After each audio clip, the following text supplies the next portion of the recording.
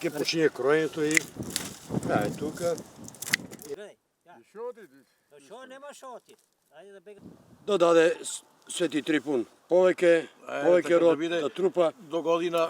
така побирикетно и да се. Традиционално и годинава лозарите го извршија обредното закројување на лозите за празникот Свети Трифун во Штип. Со посипување црвено вино и света вода на лозанките, утринава граѓаните го одбележаа празникот во народот познат како Трипун, кој се смета за нивен заштитник. Обичајот се прави за да лозијата бидат заштитени од секакви непогоди и бидат благословени со многу рожба во предстојната година. Да ги поздравиме гледачите на Мнет телевизија. Овој ден е ден на лозарите, е заштитник на лозарите, на сите растенија, така да овој ден се празнува, сите христијани го празнуваат, сите лозија се закројуваат за наредната година да дадат повеќе род и берикет.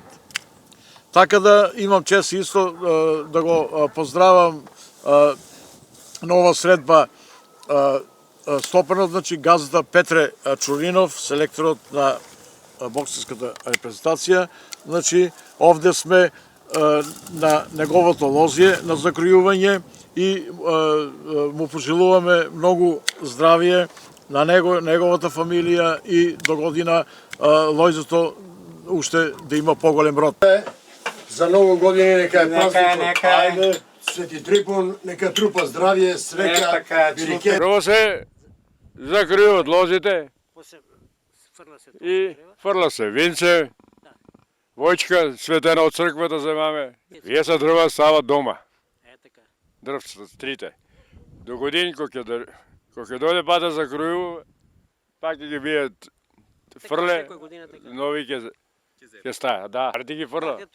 Денеска да закроа, да онедат, па ќе видиме што ќе биде натака. Лозари денеска, и среќен денов, за нова година кај на сит. И не само што се прави обичај, денеска лозарите прават гозба, пеат, се веселат и достојно го чествуваат цел ден самиот празник. Налеј, налеј, налеј, крчмарице, налеј, налеј, налеј, налеј, од рујното вино. Налеј, налеј, налеј, од рујното вино.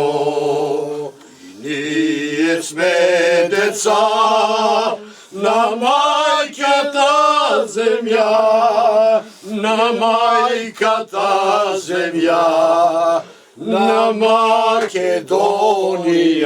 Во традициите се јавува и како Свети Трипун зарезан, затоа што тогаш за прв пат во новата година лозарите влегуваат во лозијата и започнуваат со кроење на лозата, односно со подготовка за новата берба.